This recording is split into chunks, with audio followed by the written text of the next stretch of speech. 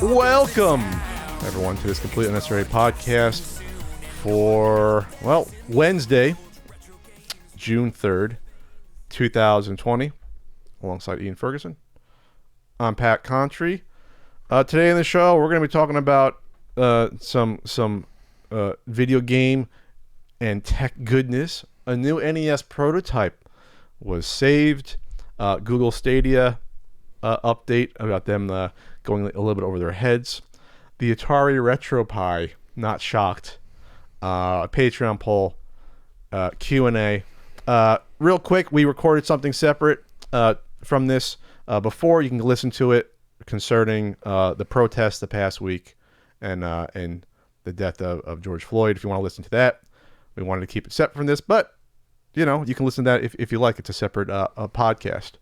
Ian, officially at DEF CON 2 on the hair, week 16, because now, Ian, it's now hitting my eyeball randomly when I'm walking around the hair. That's how you know it's past due. Like, oh, something hit my eye. Oh, it was my hair that's hitting my cornea and scratching it now. That's where I'm at now with the hair right now. But businesses are slowly reopening. I just don't know if, like, that's like one of the last things to be reopened would be someone like a foot from like your face cutting your hair. I have a friend, one of the longest running friends I've had. I've actually probably been friends with her longer than I've been friends with John by a short bit. John is, for people who just listen to the CU podcast, John is my co-host on the other podcast I do, Extra Napkins. And she is a hairstylist in Austin, Texas. And she says that this has been, like, since reopening, has been some of the most stressful her job has ever been, because she needs to make money, but she doesn't feel comfortable, you know, doing it yet. Does she have like a glass shield in front of her face? I don't know exactly what her setup is, but I'm assuming she's going all out in terms of her setup. But she keeps getting all these questions from like customers, like, what are you doing to ensure that the customers are safe? And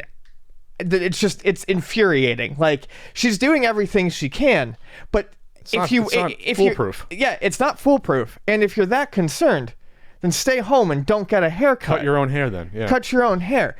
You are going out to get a haircut, but which by definition is someone else touching you for half an hour to an hour.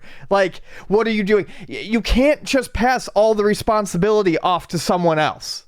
Well, yeah. If you're going to go out, I mean, you're taking a risk. I did see something positive from Golden Corral. Someone said the Golden Corral's now that we're reopened. Gross. Yes, it is. Damn you, Jay and Norm, for taking me to one, thinking I would like it. And even they admitted afterwards it wasn't good. I wanted to throw up. Anyway, never getting them a sponsor. But they're now just dishing you out. Like, so you're not touching anything. Here you go. Here's your food. Like, that's a way around it, obviously, versus touching everything. Frank told me, I don't know how Frank got the news, because since Frank right now is camping in Arizona, the swap meet reopened the past weekend. I guess they qualified. And so when you think about the swap meet, you're not always on top of people at the swap meet, but you're touching everything. So I guess, like, I'm curious to see who's going to go out to the swap meet. It's almost like, do you want to take the risk? Because there's probably a lot of people that have to make a quick buck that are going to sell some goodies. So I'm like, oh, I want to see what's out there. But you better have, like, the pump of antibacterial, like, literally going at every moment, because when you touch something, you know, 50 other people already touched that, you know, that object there.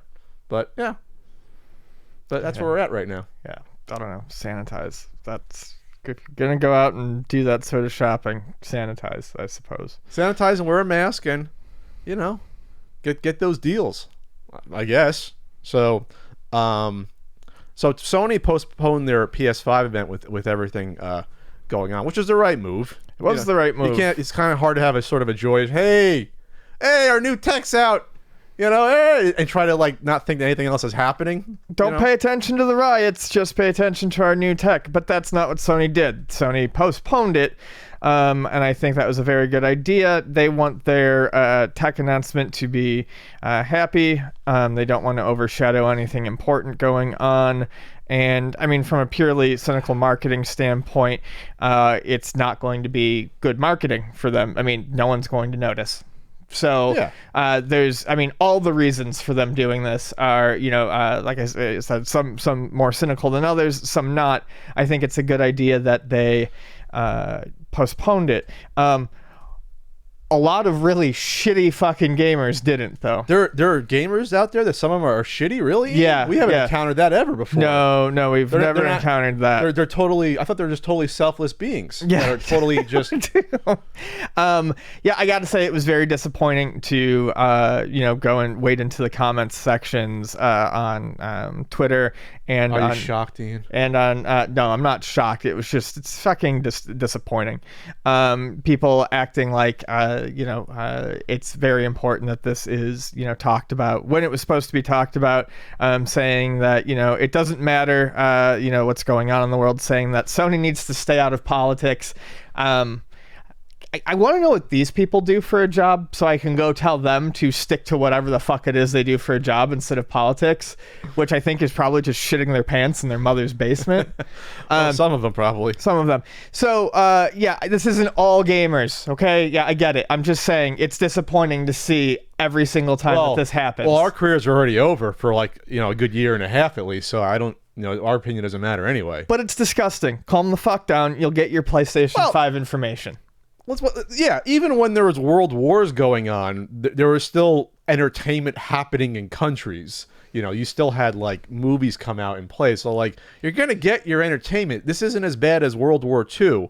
But a company just wants to be a little sensitive. It's not a bad thing. Let the world breathe for a week. Yeah, let us be okay. Like things will come back to you. You're still gonna have stuff to do, and it's not like this is going to come out for like 6 months anyway, this console, if you're able to get one, right? I mean, so I just thought that was just, you're never shocked. People online obviously say things they never say in person. Like, I mean, come on. It's a meme now. I think there's actually a Twitter account that just reposts like what shitty gamers say. I think it's called like Angry Gamer or something. You know what I'm talking about? You ever see that? I've seen a couple of them, yeah. It's hysterical because it's like you think they're parody accounts that they're retweeting, but they're not. It's people think their hobby, their entertainment hobby, is the most important thing on the planet.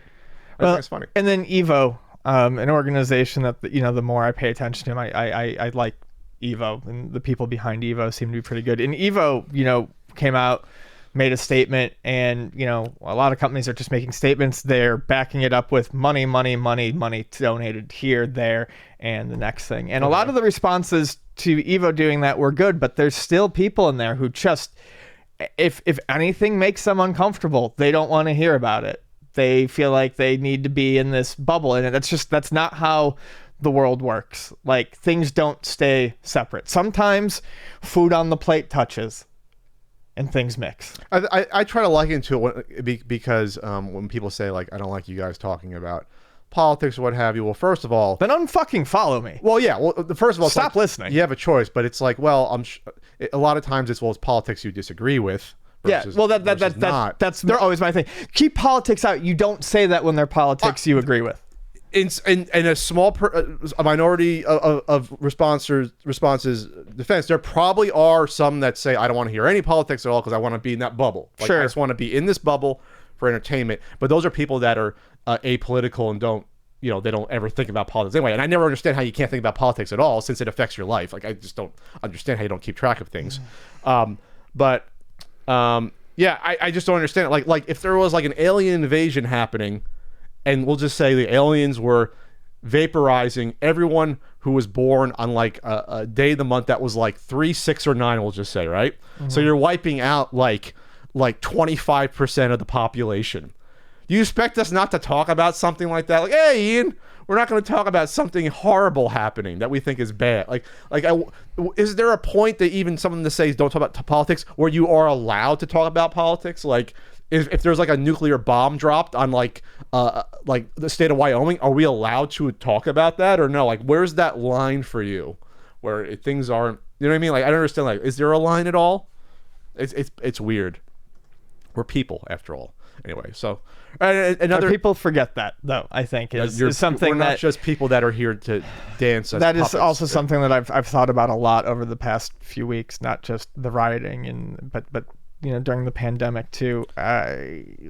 People forget other people are actually humans all the time. Well, they don't care. And that's one of the reasons why I'm glad that because there are some YouTubers that are just they're like the brand. That's who who they portray themselves to be, but they're not actual people. I'm glad that I was able to, with your help, start the podcast where it's not just, acting out skits and talking about, like, now I'm more of a person. Yeah. If I was still that, like, it's hard to always be that and have your audience expect you to be that and then not be that anymore and then try to portray yourself as a real person. So, anyway, and it does get us in trouble sometimes, but who cares? Chex Quest, Ian, back in the mix. Get it?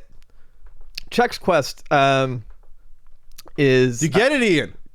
Yes, I do. Back in the mix.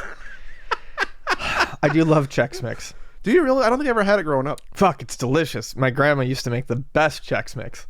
Oh, you talking about when you put like the little pretzels in and the little spices? Yeah. Oh, I've actually had that. I've never had the cereal. I've had the actual... Oh, no, Chex. I'm talking about Chex Mix. Yeah, actual Chex Mix is fucking delicious. I never had the cereal. Okay. I've had the cereal too, but the mix is where it's at. Oh, all the things you can do with Chex. You ever have a Muddy Buddy? Those are delicious too. Those are Chex, and they're coated in melted chocolate and peanut butter, and then covered with powdered sugar. Oh my God. They're so fucking good. Is it just like globed? Like it's just globs of it? So it's melted. So it's crazy. It coats because of the waffle. Like it's so good. But then they're crunchy and they're light on the inside. They're really fascinating. They're so good. Chex Quest is back in the news again. It's getting a release on I believe the Switch as well as maybe some other consoles. I know that Limited Run Games did a damn it, my mushroom. Go on. A release of it or a version of it. But Chex Quest was a first-person shooter. There you go. It was a first-person shooter that you could get in... It's in a CD-ROM in the box. You could get it in boxes of cereal. Yeah. And the thing is it was actually a very well done. It was a good clone. It was a good clone. And if I remember correctly, it was actually done with the Doom engine. It was just a complete and total conversion. New graphics, new audio, new everything. Basically, killing aliens. It's a totally converted WAD file essentially. I actually couldn't remember if it was the Doom engine or the Build engine, which was the Duke engine, but it looks like it was the Doom engine. Yeah, it is. Double checked. So, that's kind of cool. And people were just very fond of it. Because it was one of those few giveaways that was actually good. Worth a damn. Yeah, it was totally free. Yeah, and it was actually fun and well designed. And like I said, based on the Doom engine, it's not like they're working with garbage. They're starting with a good engine. So the game is getting a free HD remake that is coming out. And they're putting codes on Chex Mix bags. No CD-ROM. They're gonna just put the codes to download it. Yeah, and actually, I think it may have come out. It may have come out longer ago than we would care to admit. But yeah, I don't know. It's just fun to mention it because I was one of those people who definitely enjoyed it. Or you go to chexquest.com. It looks like, and you can get it there. How brilliant is that? Look at the artwork. It can be a cartoon series. Look at that. Look how cute. They got a new trailer. You got Fred Chexter, Wheatney Chexworth, Dr. Orion, NACL 96. I don't know if that's an alien or not. Pretzel. That's an acronym for something. PRETZL. And Shane the Dread McBread. Got to watch out for Shane the Dread. So, yeah, I don't know. That's neat. What else we got going on? This is a fun story about kids that want to become Spider-Man. Oh God. So it seems more and more when we have these stories come with youngsters, I'm really starting to question not just parenting, but more and more the educational system in the country. When you hear about a kid that tries to buy a Lamborghini for a few bucks, and when you hear that young Spider-Man fans let a Black Widow spider bite them in hopes of gaining superpowers, and they were hospitalized, 3 kids. All this is in Bolivia. It wasn't in the U.S. Says fair enough. Marvel-loving siblings aged 12, 10, and 8 found the spider while herding goats in Chayanta, thinking it would give them superhero powers. They prodded it with a stick until it bit each of them in turn. Wow. I was a huge Spider-Man fan as a boy. My first comic was Spider-Man. Marvel Tales 166, which was a reprint of Multiman Amazing Spider-Man 28. Even when I was 4, I realized that, hey, this is not real. I can't become Spider-Man. Right, yeah. I can't become Spider-Man. Or else I would have tried. I would have let, we never had Black Widows. I would have let a Daddy Longlegs. They used to bite you, Daddy Longlegs? Yeah. No, they did? Daddy Longlegs, they always say that their teeth can't get super far in there. They're adorable, Daddy Longlegs. But, yeah. I would have let a Daddy Longlegs try to bite me if I knew it was going to be a thing. So, well, good thing they weren't seriously hurt. I just thought it was funny to see this because it's, I don't know. Like, I don't know how you get to that point where you think that, oh, this is going to be a real thing. I'm going to become a superhero there. And then if it's all 3 of them, I guess I'd figure out it will be a trio of superhero boys fighting crime, I guess. A trio of superhero boys. I don't know. Did you ever have dreams of being a superhero like that when you were a kid, Ian? No, I don't think I ever did. You knew it was fantasy. It's like, oh, this is not, it's not real. I can't become the Human Torch and throw fireballs at my sister. I sometimes wish I had superpowers. Like when someone is driving down the street and they scream something at you when you're walking. Okay. I always wish I had a button that would make the spot of the road immediately in front of them go boing and just launch them off. So you'd rather just have telekinesis and lift up just immediate response to people being assholes. You act like an asshole, just fucking launched right into the stratosphere. Wow. Okay. Yeah. Teach people they're not so fucking funny. All right. Ian's turning into Carrie before our eyes right now. Yeah. Was that more of a thing on the East Coast where random people would just yell at you driving? That happened to me when I was a teenager. God, that happened all the fucking time on the East Coast. Is that more an East Coast thing? I feel like it's probably a West Coast thing too. I don't think that didn't happen here, but no, guys, I used to jog a lot in my 20s. I used to run, and you'd have assholes yell stuff. Not every time, but once a week it would happen. A couple times you had girls hollering at you. I'm like, woo! But, I was still thick but quick, but losing the thickness gradually in my early 20s. But, yeah, you had assholes that would just try to fuck with you. You did. So, anyway.